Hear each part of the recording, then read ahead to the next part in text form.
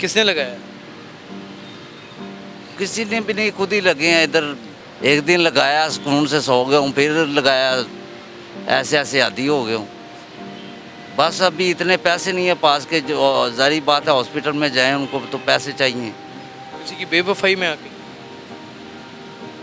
बस लव और लव के चक्कर में आके। मेरे शहजादे का क्या हाल है? वालेकुम अस्सलाम।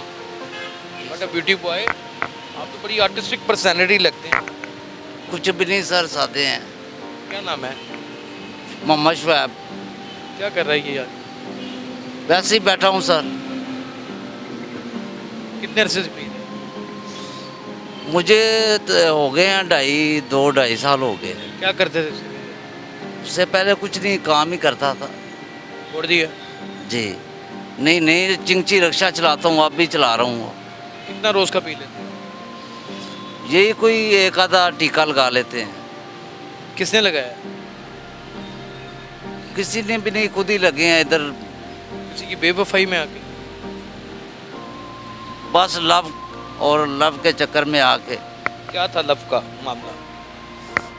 बता दें पूरी का। लव का बस उसकी शादी हो गई और मुझे दिल में ठेस पहुंची और मैंने अपना एक दिन लगाया, सुकून से सो गया हूँ, फिर लगाया, ऐसे ऐसे आदी हो गया हूँ। जिंदगी में गम नहीं आते क्या? उसको बर्दाश्त नहीं करने की सकत थी? बस जी मैं तो समझता हूँ ये अल्लाह की तरफ से हमें किए। वो भी आपको पसंद करते थे? जी। तो क्या घर वाले नहीं माने? ना मेरे माने हैं ना उसके माने हैं। किस जिद पे अड़े हुए थे? अल्लाह ही बेहतर जानता है जी। वालिदैन का आपके क्या कहना था? उन्होंने तो उनसे रिश्ता मांगा लेकिन वो कह रहे हैं जी देते हैं, अभी नहीं, हम देख रहे हैं। बाहर से वो सऊदीया से आया है जिसके साथ उसकी शादी हुई है।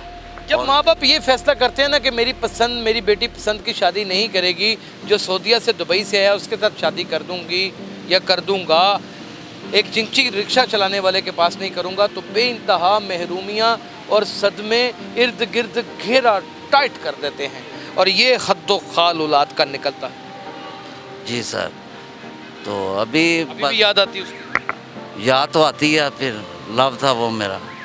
कभी तंग तो नहीं किया उसने? नहीं सर, कोई ऐसा नहीं। तो अपनी ज़िंदगी बर्बाद कर दी? कोई नहीं, अब मम्मी कहती है कोई रिश्ता देखते हैं तुम्हारी शादी कर देंगे। मैंने कहा जी तुम पाउडर पीते हो, नशा करते हो, तो तुम्हारी शादी कैसे हो सकती है? ये तो है सर, अब मुझे छोड़ना पड़ेगा, इसका इलाज लूज कराना पड़ेगा फिर ही। क्यों नहीं कराते? ये तो कहना ही है ना सिर्फ। बस अभी इतने पैसे नहीं है पास के, जो ज़ाहिर बात है हॉस्पिटल में जाएं उनको तो पैसे चाहिए।